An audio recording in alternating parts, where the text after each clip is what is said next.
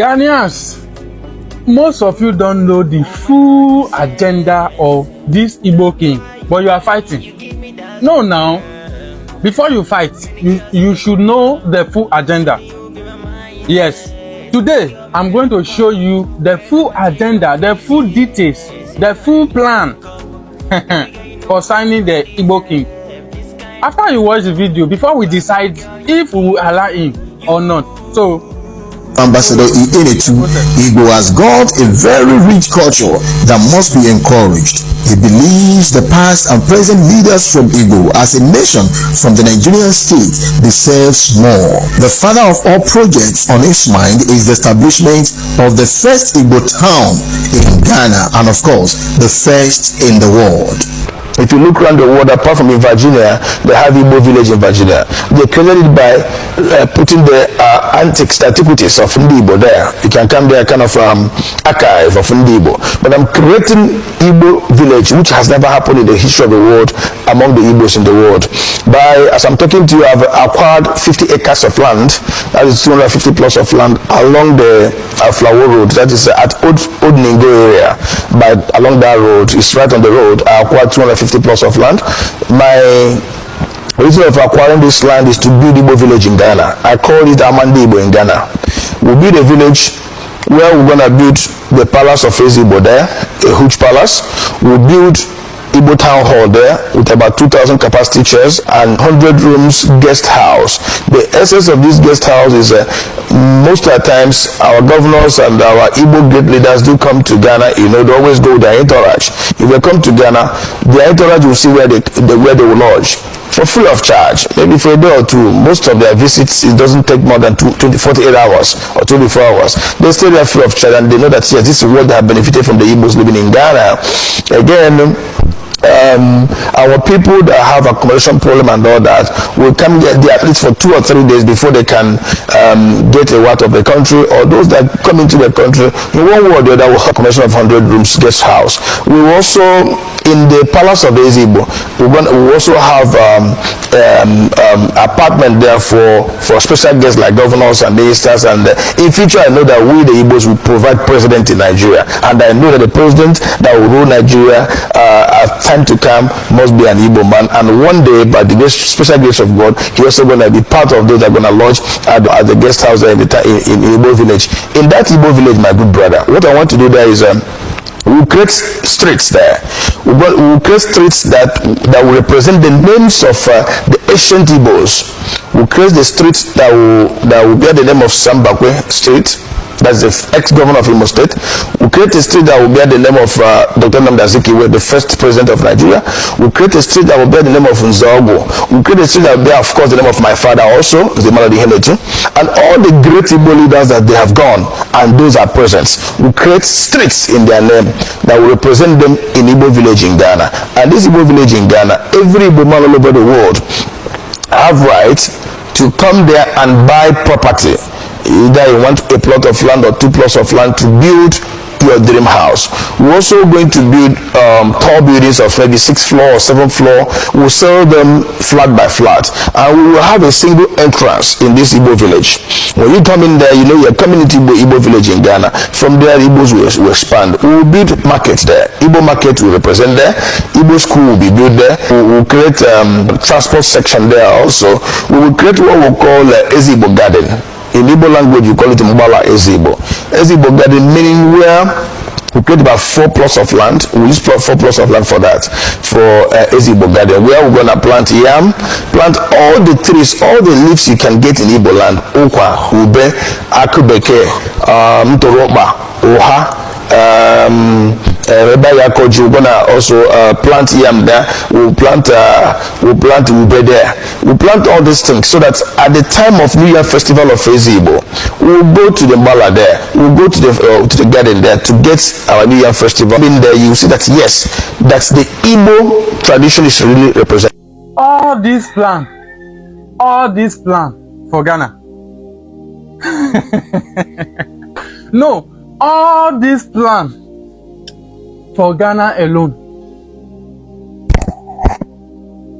All this plan. This project as a whole is bigger than Ghana. this project, you want to create street by street for the name of the kings of Igbo and everything for Ghana. Wetin happen for Nigeria? They know they do this project for Lagos. They know they do this project for Abuja. Must it be Ghana and another man country? You want to bring all the old ancient memory to Ghana. And the land where you buy not be to build the community alone, to also serve for people. My God, Nigeria. Okay, I have nothing to say much. Oga, if you think say this your plan to bring her to Ghana na the best way because you want to break record or you want to create history, no problem. Ghanaians, I believe say you guys have to talk with your leader. If leader understand the dream and they think that everything is okay, you should allow him. But if your leaders think say, if your leader understand with you, get your plan, get your understanding, like maybe what you guys are thinking, also they are also thinking that way, no problem. Because in this project, when it's easy to say like this, so it's very easy. As they analyze and now, it's very sweet and simple. But make the project start after 1 month, 2 months, 3 months, 1 year, 2 years, 5 years, 10 years. At the end of the day, maybe no Ghanaians go tap on that land again. According to what we see. Oga, since I come Ghana, and they hear say this one happen, this one happen, this one happen, this one happen. You never create a team of all those crime fighter where they go take care of all those people committing crime in Ghana, all those Nigerian people committing crime in Ghana. I never hear because I don't know you. Maybe because I not be Igbo. Now make me never see you. Now make me never know you. Thank God for that. But this project where you want to do for Ghana, I think una say yes. I already hear say there is a saying in Igbo that no place like home. No place like home. If you can carry this kind of project, come put for Ghana, how you feel say your people go dey comfortable to go home? Or you not think something like that? Well, I don't tire rapper. I will define where we work for urinate. Now be small thing. You go get guiding to make farm, and you go get street for each people. No wahala. Let's leave the matter for Ghanaians to judge. Do you accept this progress? Because I call it progress because it's not easy for a Nigerian man to bring this kind of big project and big vision, and that's supposed to even add to Nigeria development. They want to bring a Ghana to develop more in Ghana. With this, Ghana will get more population. I think so. Yes. This is very good idea. Ghanaians, let us know in the comment section. Now, if you go to Ghana, the most trending topic on the internet right now, in the whole of Ghana, is about some Igbo king trying to set up a kingdom inside the biggest city in Ghana, which is Accra. So the Ghanaians, since this topic came out, they have showed their displeasure. And I am coming to show you the reason why, if you are a Ghanaian, you shouldn't be sitting unbothered.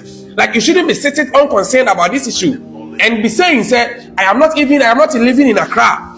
So these things are not part of me. I don't concern about these things. What is happening right now about this Igbo kingship and all these things, it is the same thing that happened in Palestine that has caused this Israel and Palestine wars some years back. It is the same issue. It is a similar issue. Wait, let me explain it to you so that you will know, say, what I am saying is very true. It is so true. So some years back, the Palestinians, they were living there. It is the same thing as Ghanaians, we are living in our country. And these Israelis, they came as settlers. They came to the kings and the president of then times, Palestine, and begged them for some part of their country in Palestine to settle themselves. So for their own good and their hospitality act, they gave them some place to reside, to settle. So time goes on, time grew up from those days, and they multiplied in numbers from thousands to millions. And it got to a point that the fathers who know the history said they are not originators of the land. The land is not for them. They are just settling on the land. Those people, they died, they passed away, and the new generation come who never knew about any of these things. Said our forefathers, they are just settlers, so this land doesn't belong to us. Those people passed out, they died. So the new generation that came, they knew the land that they are settling on it, their fathers, their forefathers fought for it.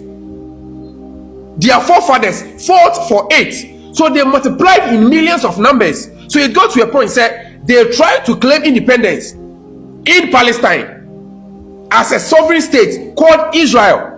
So after all back and forth, it became very chaos in the Middle East. So after all back and forth and all these external forces from the Western powers, they were able to claim power, to claim independence in the year 1948. May 14th, 1948, Israel was declared as an independent state in the Middle East. So after that, all these Arab, because Israel is the only country inside the Middle East who is not a Muslim country.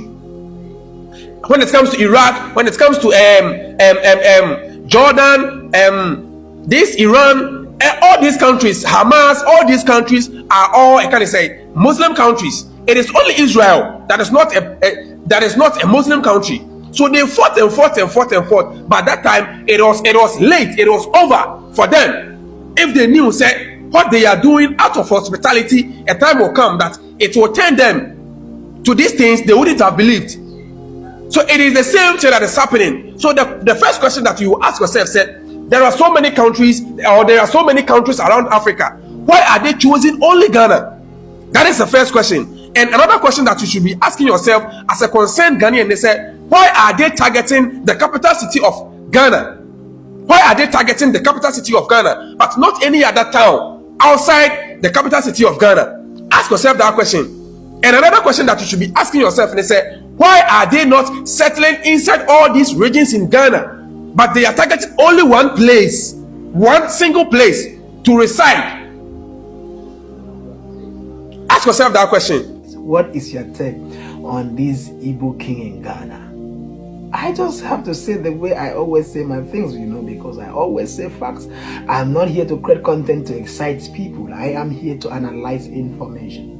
Go and watch the video I made some time back with regards to Igbos and Ashantis. That will open your eye. That is, what is the constitution of Ghana saying when it regards to kingship and chieftaincy in Ghana?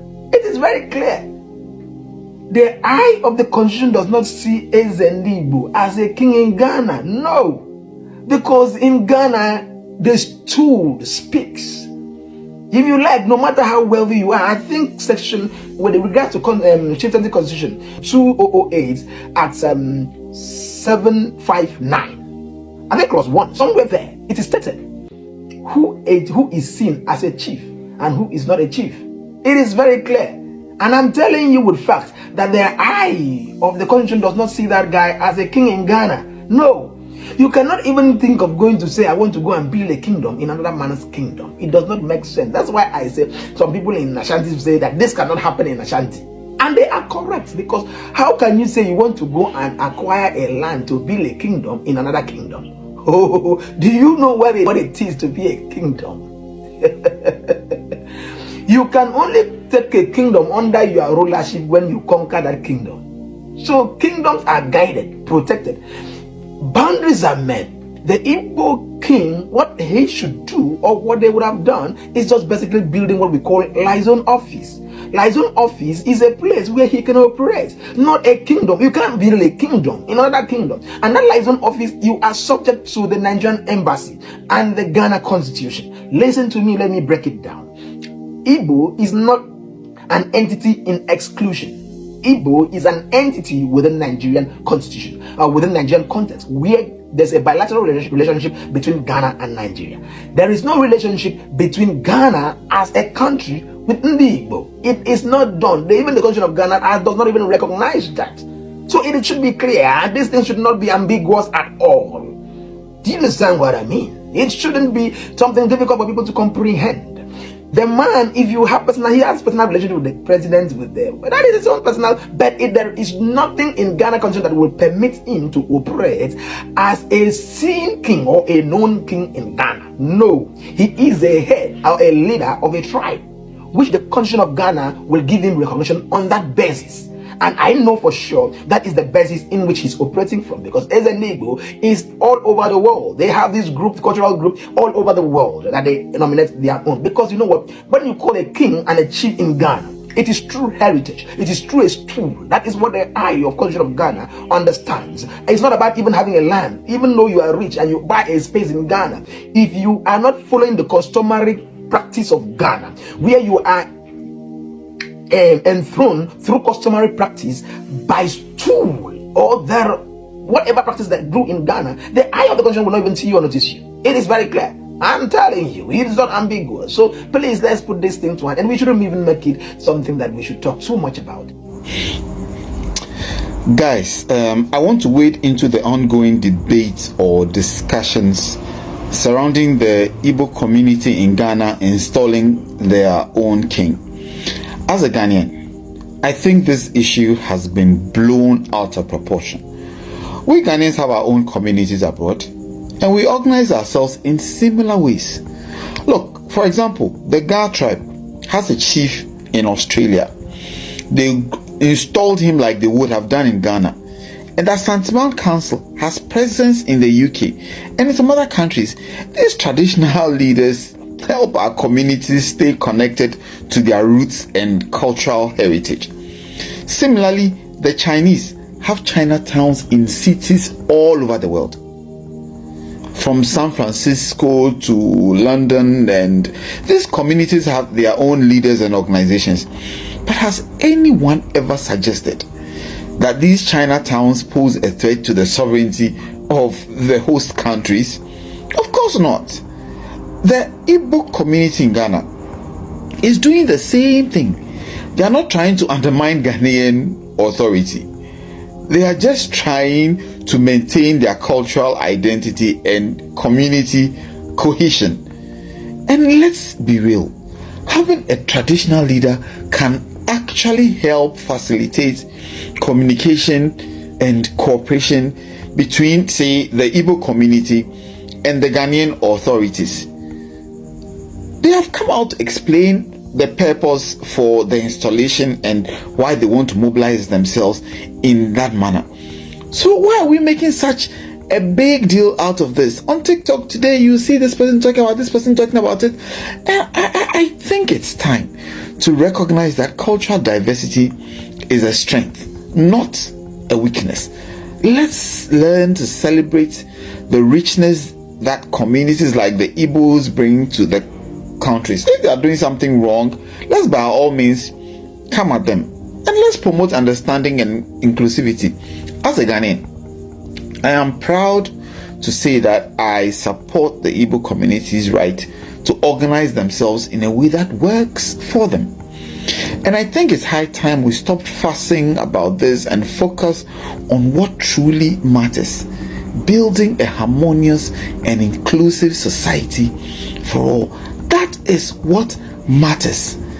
This thing about Igbo, I think is much ado about nothing. Much ado about nothing.